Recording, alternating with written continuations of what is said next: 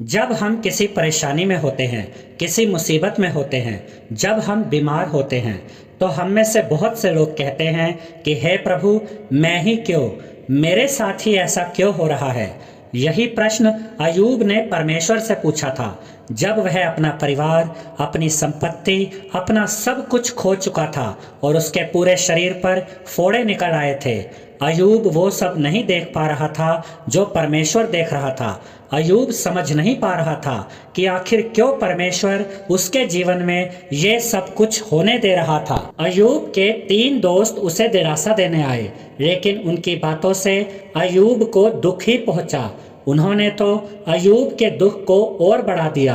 अयूब के 3 दोस्तों के नाम थे तेमानी एलिपज, शूही बिल्दद और नामाती सोपर। शूही बिल्दद ने अयूब से बहुत कठोरता से बात की और एक तरह से उसने अयूब को ही दोषी ठहरा दिया।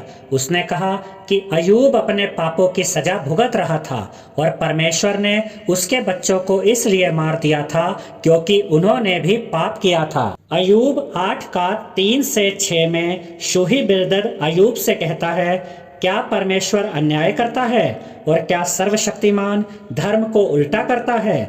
यदि तेरे बच्चों ने उसके विरुद्ध पाप किया है तो उसने उनको उनके अपराध का फल भुगताया है। तो भी यदि तू आप परमेश्वर को यत्न से ढूंढता और सर्वशक्तिमान से गिड़गिड़ाकर विनती करता और यदि तू निर्मल और धर्मी रहता तो निश्चय वह तेरे लिए जागता और तेरी धार्मिकता का निवास फिर ज्यों का त्यों कर देता।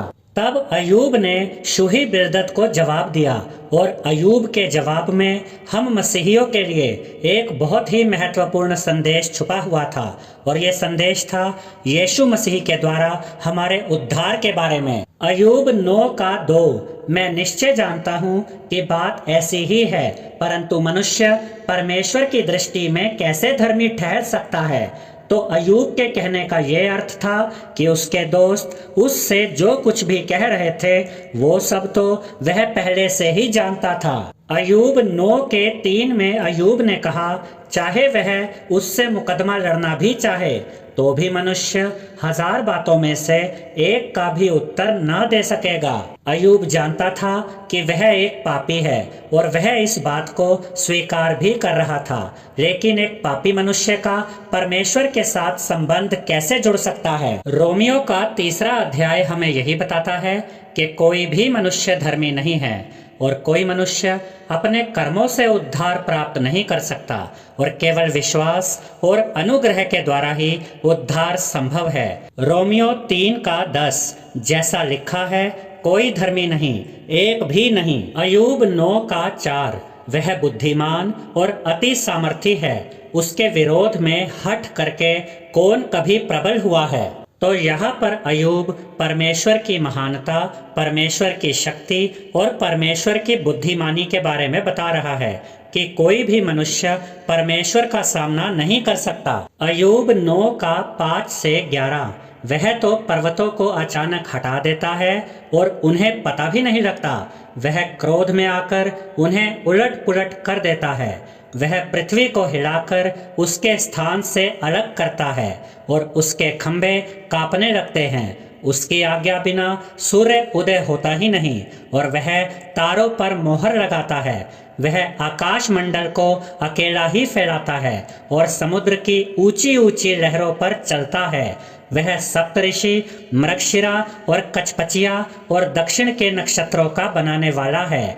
वह तो ऐसे बड़े कर्म करता है जिनकी था नहीं लगती और इतने आश्चर्य कर्म करता है जो गिने नहीं जा सकते। देखो, वह मेरे सामने से होकर तो चलता है परंतु मुझको नहीं दिखाई पड़ता और आगे को बढ़ जाता है परंतु मुझे सूझ ही नहीं पड़ता है। इन आयतों में अयूब ये बता रहा है कि कोई भी मनुष्य परमेश्वर की शक्ति का अंदाजा नहीं लगा सकता। अयूब 9 का 12 से 13 देखो, जब वह छीनने लगे तब उसको कौन रोकेगा? कौन उससे कह सकता है कि तू यह क्या करता है? परमेश्वर अपना क्रोध ठंडा नहीं करता। अभिमानी के सहायकों को उसके पांव तले झुकना पड़ता है। इन आयतों में अयूब ये कह रहा है कि किसी को परमेश्वर के निर्णय पर प्रश्न उठाने का अधिकार नहीं है। और कोई परमेश्वर के क्रोध का सामना नहीं कर सकता। अय्यूब 9:14। फिर मैं क्या हूँ जो उसे उत्तर दूं और बातें छाट छाट कर उससे विवाद करूं। अय्यूब यहाँ पर दिखा रहा था कि वह कितना दुखी था और वह कितना अकेला महसूस कर रहा था। अय्यूब इस बात को समझता था कि कोई मनुष्य परमेश्वर के किए पर प्रश्न नहीं उठा सकता। अय्यूब 10:15-20। यदि मैं दुष्टता करूं तो मुझ पर हाय, यदि मैं धर्मी बनूं तो भी मैं सिर न उठाऊंगा, क्योंकि मैं अपमान से भरा हुआ हूं और अपने दुख पर ध्यान रखता हूं।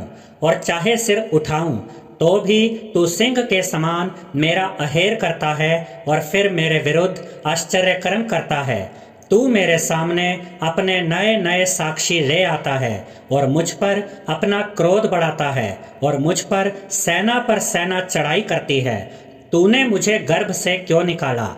नहीं तो मैं वही प्राण छोड़ता और कोई मुझे देखने भी न पाता। मेरा होना ना होने के समान होता और पेट ही से कब्र को पहुंचाया जाता। क्या मेरे दिन थोड़े नहीं? मुझे छोड़ दे और मेरी ओर से मुंह फेर ले कि मेरा मन थोड़ा शांत हो जाए। इन आयतों में अय्यूब ने यह स्वीकार किया कि सभी मनुष्यों की तरह वह भी परमेश्वर की नजर में पापी मनुष्य है। अय्यूब 9:30-31। चाहे मैं हिम में स्नान करूं और अपने हाथ खार से निर्मल करूं, तो भी तू मुझे गड्ढे में डाल ही देगा और मेरे वस्त्र भी मुझसे घृणा करेंगे। अय्यूब इस बात को जानता था कि हर मनुष्य अपनी नज़र में चाहे कितना भी अच्छा क्यों न हो जाए, परमेश्वर की नज़र में वह पापी ही रहता है। रोमियो 3:26। वरन इसी समय उसकी धार्मिकता प्रकट हो कि जिससे वह आप ही धर्मी ठहरे और जो यीशु पर विश्वास करे उसका भी धर्मी ठहराने वाला हो। आज हमारे पास बाइबल है। हम जानते हैं कि जो मनुष्य यीशु पर विश्वास करता है उसके पाप क्षमा हो जाते हैं और उसका उद्धार हो जाता है। लेकिन अय्यूब के समय में बाइबल नहीं थी और यीशु भी तब तक मनुष्य जाति के पापों की क्षमा के लिए मरा नहीं था। तो अय्यूब का यही प्रश्न था अय्यूब 9:2 में। मैं निश्चय जानता हूँ कि बात ऐसी ही है, परंतु मनुष्य परमेश्वर की दृष्टि में कैसे धर्मी ठहर सकता है? यीशु ने क्रूस पर अपनी जान देकर अय्यूब के इस प्रश्न का उत्तर दिया, क्योंकि यीशु पर विश्वास करके और यीशु को अपना उद्धारकर्ता स्वीकार करके कोई भी मनुष्य परमेश्वर की दृष्टि में धर्मी ठहर सकता है और उद्धार पा सकता है। अय्यूब 9:29। मैं तो दोषी ठहरूंगा, फिर व्यर्थ क्यों परिश्रम करूं? अय्यूब 9:32। क्योंकि वह मेरे तुल्य मनुष्य नहीं है कि मैं उससे वाद विवाद कर सकूं और हम दोनों एक दूसरे से मुकदमा लड़ सकें। इन आयतों में अय्यूब मनुष्य और परमेश्वर के बीच जो अंतर है वो बता रहा था। अय्यूब 9:33। हम दोनों के बीच कोई बिचवाई नहीं है जो हम दोनों पर अपना हाथ रखे। अय्यूब को इस बात का एहसास था कि उसके और परमेश्वर के बीच में मध्यस्थता करने वाला कोई नहीं था। लेकिन जब यीशु क्रूस पर चढ़ा तो वही हमारे और परमेश्वर के बीच मध्यस्थ बना। पहला तीमुथियुस 2:5। क्योंकि परमेश्वर एक ही है और परमेश्वर और मनुष्यों के बीच में भी एक ही बिचवाई है, अर्थात मसीह यीशु जो मनुष्य है। अब अय्यूब 9:33 में अय्यूब ने कहा था, हम दोनों के बीच कोई बिचवाई नहीं है जो हम दोनों पर अपना हाथ रखे। जब यीशु देहधारी होकर मनुष्य का शरीर लेकर आया तो यीशु ने परमेश्वर और मनुष्य दोनों पर अपना हाथ रखा, क्योंकि यीशु 100% परमेश्वर भी था और 100% मनुष्य भी था। यूहन्ना 1:14। और वचन देहधारी हुआ और अनुग्रह और सच्चाई से परिपूर्ण होकर हमारे बीच में डेरा किया और हमने उसकी ऐसी महिमा देखी जैसी पिता के इकलौते की महिमा। पहला तीमुथियुस 3:16। इसमें संदेह नहीं कि भक्ति का भेद गंभीर है, अर्थात वह जो शरीर में प्रकट हुआ, आत्मा में धर्मी ठहरा, स्वर्गदूतों को दिखाई दिया, अन्य जातियों में उसका प्रचार हुआ, जगत में उस पर विश्वास किया गया और महिमा में ऊपर उठाया गया। यीशु ने क्रूस पर सारे जगत के पापों का बोझ अपने ऊपर ले लिया यीशु एक मनुष्य की तरह मरा और परमेश्वर की तरह तीसरे दिन जी उठा। जो लोग इस बात पर विश्वास करते हैं कि यीशु क्रूस पर मारा गया, उनका उद्धार नहीं होता, बल्कि जो लोग ये विश्वास करते हैं कि यीशु मरे हुओं में से जी उठा, उनका उद्धार होता है। पहला तीमुथियुस 4:10। क्योंकि हम परिश्रम और यत्न इसीलिए करते हैं कि हमारी आशा उस जीवते परमेश्वर पर है, जो सब मनुष्यों का और निज करके विश्वासियों का उद्धार करता है। जब लोगों के जीवन में बहुत दुख और परेशानियां होती हैं, तो वे लोग ऐसा सोचते हैं कि आखिर हमारा जन्म ही क्यों हुआ, और वे सोचते हैं कि हम जिंदा ही क्यों हैं। जो लोग दुखी हैं, परेशान हैं, उन्हें ये याद रखना चाहिए कि परमेश्वर उनसे प्रेम करता है और परमेश्वर को उनका ध्यान है। अय्यूब 10:1-7। मेरा प्राण जीवित रहने से उकताता है, मैं स्वतंत्रता पूर्वक कुड़कुड़ाऊंगा और मैं अपने मन की कड़वाहट के मारे बातें करूंगा। मैं परमेश्वर से कहूंगा, मुझे दोषी न ठहरा, मुझे बता दे कि तू किस कारण मुझसे मुकदमा लड़ता है। क्या तुझे अंधेर करना और दुष्टों की युक्ति को सफल करके अपने हाथों के बनाए हुए को निकम्मा जानना भला लगता है? क्या तेरी आंखें देहधारियों की सी हैं और क्या तेरा देखना मनुष्य का सा है? क्या तेरे दिन मनुष्य के दिन के समान हैं, या तेरे वर्ष पुरुष के समयों के तुल्य हैं? कि तू मेरा अधर्म ढूंढता और मेरा पाप पूछता है।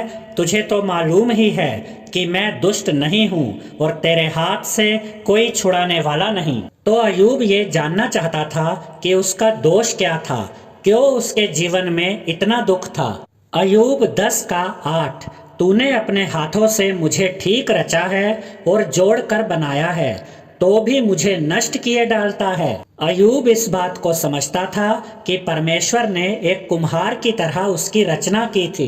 अय्यूब 10:9-12। स्मरण कर कि तूने मुझको गूंदी हुई मिट्टी के समान बनाया, क्या तू मुझे फिर धूल में मिलाएगा?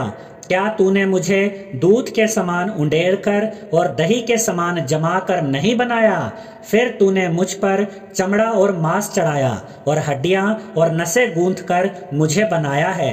तूने मुझे जीवन दिया और मुझ पर करुणा की है, और तेरी चौकसी से मेरे प्राण की रक्षा हुई है। अय्यूब इस बात को समझता था कि परमेश्वर ने उसे जन्म दिया था और परमेश्वर उस पर नजर रखता था। अय्यूब 10:13। तो भी तूने ऐसी बातों को अपने मन में छिपा रखा, मैं जान गया कि तूने ऐसा ही करने की ठान लिया था। अय्यूब को अब इस बात का एहसास हो रहा था कि बहुत सी बातों को वह नहीं समझ सकता था, लेकिन परमेश्वर सब कुछ जानता है। भले ही हम अपने हालातों को ना समझ पाए, लेकिन परमेश्वर सब कुछ जानता है। परमेश्वर के पास हमारी हर समस्या का समाधान होता है, और परमेश्वर अपनी मर्जी में और अपने समय पर अपनी योजना को हम पर प्रकट करता है। तो मेरे भाइयों, मेरी बहनों, दुख और तकलीफ के समय में अपना विश्वास प्रभु यीशु मसीह में पक्का बनाए रखें और याद रखें कि परमेश्वर और हमारे बीच एक ही पुल है, एक ही मध्यस्थ है, और वो पुल, वो मध्यस्थ है यीशु। और हमें किसी भी बात की चिंता करने की कोई ज़रूरत नहीं है, क्योंकि हमारे साथ सच्चा परमेश्वर यीशु मसीह है, जो हम सब से बहुत प्रेम करता है। और जो कुछ परमेश्वर हमारे जीवन में होने देता है, वो परमेश्वर की योजना में होता है, परमेश्वर की मर्जी में होता है, और सब कुछ परमेश्वर के नियंत्रण में होता है।